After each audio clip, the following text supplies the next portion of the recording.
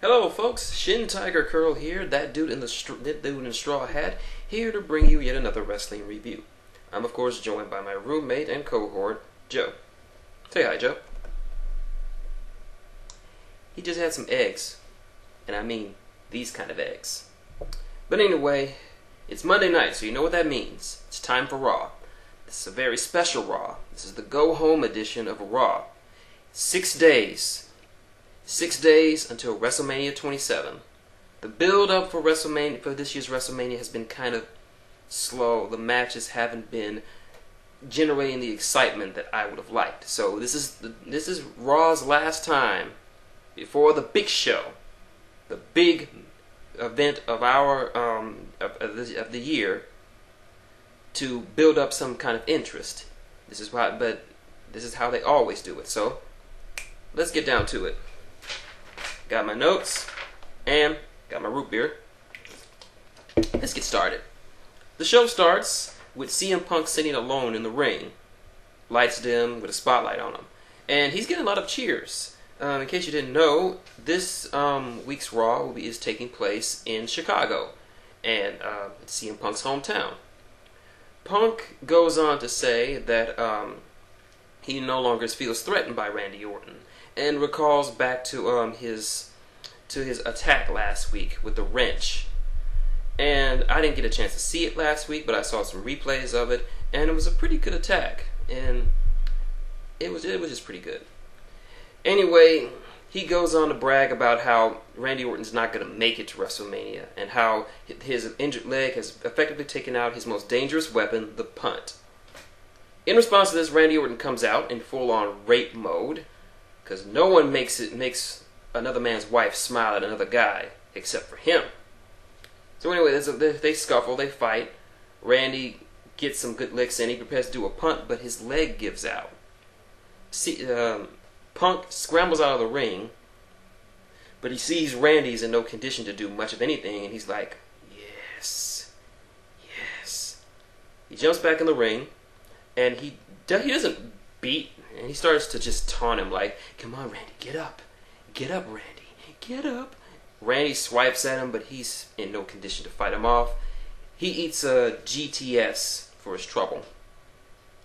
So that's how that segment ends. This is a good way to start Raw, as well as a good way to build this match. I wasn't very interested in it before, but now this is a very good way to build an otherwise would be boring match. I'm not saying that CM Punk is boring. I'm just saying the match didn't interest me until now. Backstage, we get Edge and Christian back together again for the first time in 6 years on Raw. Edge informs Christian that the edict made by Teddy Long last week, where him and Alberto Del Rio cannot touch each other or their match at WrestleMania is off, has been postponed for tonight only. So, our first match is Edge and Christian, no 10-second pose, versus Alberto Del Rio and Brodus Clay. Now, this was a pretty good tag match. This was actually a very well-booked tag match. Surprising from the WWE. It was great seeing Edge and Christian back together again. They had nice flow. It's almost like they never were apart. And Brodus Clay continues to impress me by how well he's being presented in the ring. And of course, Alberto Del Rio is Alberto Del Rio. Wink. Well, anyway, the match ends with Edge landing a spear on Brodus Clay. But outside the ring, Alberto Del Rio puts the cross arm breaker on Christian. Edge comes to his aid and runs Alberto Del Rio off. He runs to the back. Then Edge turns his back to go check on Christian when he gets jumped by Alberto Del Rio, who came back, puts him in the cross arm breaker, and sends a message that he's coming for that title. Otherwise, good match and a great tag match and a good way to build their title match. Let's see. Next up, after commercial break, the Raw general manager sends an email, and I will mention this. If you haven't heard, Michael Cole has been getting a lot of heat from the backstage area because of a Twitter message that he sent over the weekend. He called Josh Matthews, and please forgive me, and please, if I'm offending any of my gay viewers, please forgive me. but he called Josh Matthews a faggot. And it's clear for the most of the show that Josh Matthews is not happy with Michael Cole. And you can actually tell by the way they talk, they're talking to each other. It's almost like Josh is ignoring him. I mean, getting called that's just bad. You're not supposed to say that. And Glad already cracked down on the WWE for all their gay and homophobic jokes, and for friggin' Michael Cole to call another guy a faggot for no reason. Not cool. Not cool. And as you can, when the camera actually pans, you can see all three of the men, the King, Josh Matthews, and Cole in his coal mine. Josh actually has his back to Cole. And anyone who knows body language knows that when you have a back to someone, you just don't want to deal with them. So anyway, the Raw General Manager gets an email, and Cole announces that he'll read it on his iPad. Good luck, Apple computers, because the iPad will now go down in sales. Thank you. The Raw General Manager says that he wants to see if Jerry is physically able to participate at WrestleMania this Sunday. So he books a match between Jerry the King Lawler, and Jack Swagger. Next up, we get a very, very good promo for the Undertaker Triple H match. And it is very good. They're using Harry Heck's song "In Time" from The Punisher, and it fits the mood very perfectly. I mean, you have to look the promo up. It is an awesome promo. Next match, Justin Gabriel from the Core faces Santino Marella, who is joined by ringside by Vladimir Kozlov, Tamina, and surprisingly, The Big Show and Kane.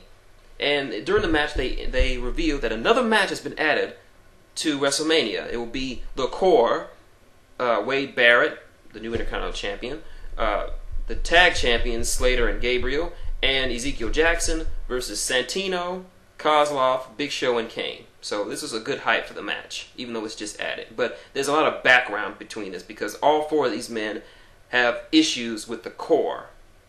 So I'm happy for that. But hey, it's better than the Nexus. At least the Core will be at WrestleMania, unlike the Nexus, who are in FCW.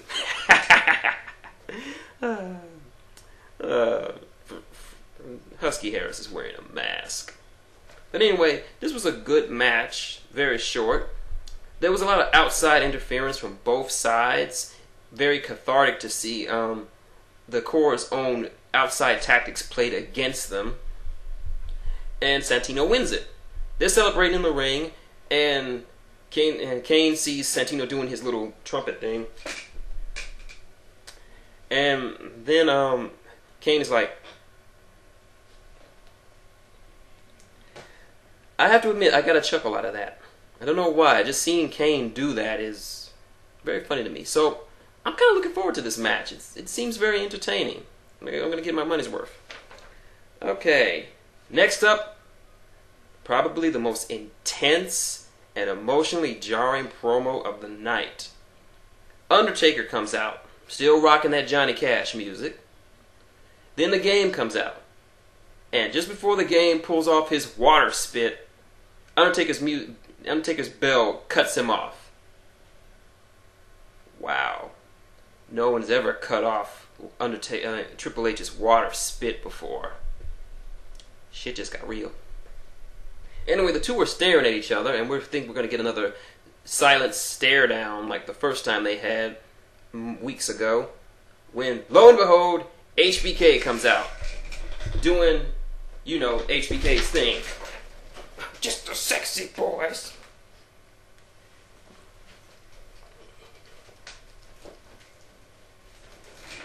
I know it looks stupid, but Shawn Michaels pull it off a little better. But anyway, Shawn comes out and he's jumping around, and funny enough, neither the Game nor the Dead Man paying attention to him. It's strange how he's just jumping around, and these two men are just still locking eyes with each other. And then at one point, Shawn just stops and goes, like they just caught him, and he's like, "Shawn, what the hell are you doing?" So Shawn goes up and starts hyping the match, saying, "Well, this guy is this guy is the Undertaker, the Dead Man, the Phenom, and the greatest in-ring performer I've ever faced off. And this is Triple H, the Game, the Cerebral Assassin, 13-time world champion, the greatest in the world, my best friend. And then Shawn Michaels asks Triple H what makes him think that he can beat the Undertaker where he couldn't twice at WrestleMania. And Triple H gets in Undertaker's face and says that Shawn got weak. He thought that because you're the showstopper, that you didn't have to win all the time, but he does. So he's basically saying that he's not as weak as Shawn, so he will beat beat the Undertaker. Undertaker then gets a mic, and I think there was some like interaction where I think Undertaker pushed Shawn, but Triple H got in his way, and then Undertaker gets the mic, and he says that back then when he fought Shawn Michaels, those were the two best WrestleMania matches that he's ever had. But since then, he's lost something. He's lost that defiance, that spark, that arrogance, and he's become a shadow of his former self, and he'll forever know that The Undertaker ended his career. And this was just, and you could see Shawn, he just looked all hurt, and wow, I mean, that just killed a man. I mean, it's bad enough that Triple H called him out and called him weak, but The Undertaker called him weak too. So Shawn must be feeling like shit. So Triple H is like, Shawn, tell him why I'm going to beat him at WrestleMania. And Shawn just looks all depressed and he leaves the ring. And I have to admit, this promo actually, Shawn Michaels injected a little bit of life into this feud. Because it introduces a new dynamic into it, with Shawn involved. I mean, he knows these two men better than anyone else in the WWE. He's had more epic matches with both of these men than anyone else in the WWE. And he knows what it takes to beat both of them. And now here it is, the biggest stage of them all. His best friend, Triple H, is going to try to do what he couldn't do. But my thinking is, it's not that Shawn doesn't think that Triple H will win. He doesn't want him to win, because that will forever hang over his head. Like, if Triple H ends the streak, and I'm not saying he will, but if he does, then Shawn Michaels will be forever reminded of it, that his best friend did what he could never do, and that's beat The Undertaker, to end the streak.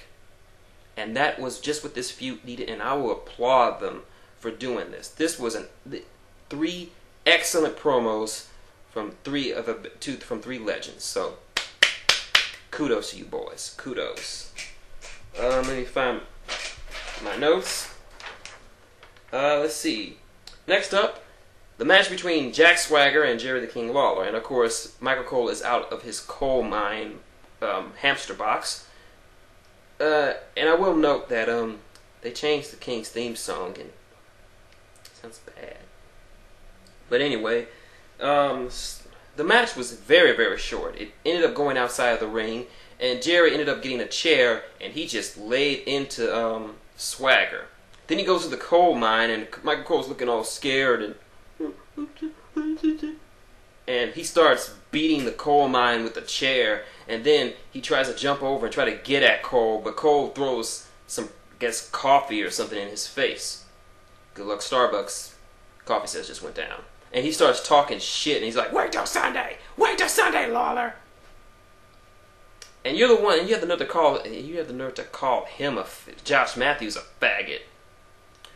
I will personally enjoy watching Jerry the King Lawler beat you into a shapeless, formless pile of mush, and I will have an erection while you do it. Yeah. Next up, Vicky Guerrero comes out, and I will say she's looking damn fine, if I might say so myself. I got no problems with her pinning John Morrison. Hell, I want her to pin me any time of the day. So she imitates John Morrison, and says that the same thing that happened to John Morrison is going to happen to Snooki when Lay Cool gets their hands on her. So we move into our next match.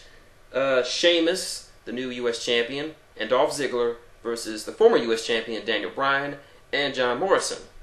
In case you didn't know, Sheamus and Daniel Bryan will be having their rematch at WrestleMania. Good job, American Dragon. This was another well-booked tag match. All four men had their times to shine. It was very well done. In the end, Sheamus does the Pale Justice, aka the Razor's Edge, on Bryan and picks up the win. So this is a good build for both these guys, for both matches coming this Sunday. Next up, they introduced the last inductees into the 2011 Hall of Fame class. And all I have to say is, what a rush! That's right, Animal and Hawk, the Road Warriors, the LOD, the Legion of Doom, perhaps the greatest tag team that wrestling has ever had, is going into the Hall of Fame with their manager Paul Eiling. And if you don't know who the Road Warriors are, go look up on YouTube. These guys were the first tag team to ever win the AWA, the New Japan Pro Wrestling titles, I think, the WCW titles, the WWE titles. They basically held every major tag title you could own at that point. And it's high time that the greatest, most decorated tag team in professional wrestling get in to the Hall of Fame. So good on you, Hawk. Good on you, Animal, and Hawk. We still miss you. Anyway, final segment: the confrontation between these three men. Rock comes out to a hellacious pop from the Chicago crowd, and they are digging the Rock. And he basically says, he calls out John Cena, calling him, I'm quoting here, a homeless Power Ranger. I'm going to use that one day. And John Cena comes out, and they boo him.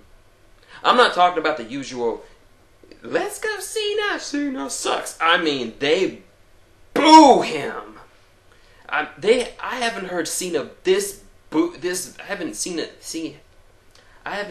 heard Cena boo this hard since One Night Stand 2 at the Hammerstein Ballroom. It was that bad. I mean, and he cut a good promo. Not as good as The Rock's, but then again, whose is? And they just boo him. There is no love for John Cena.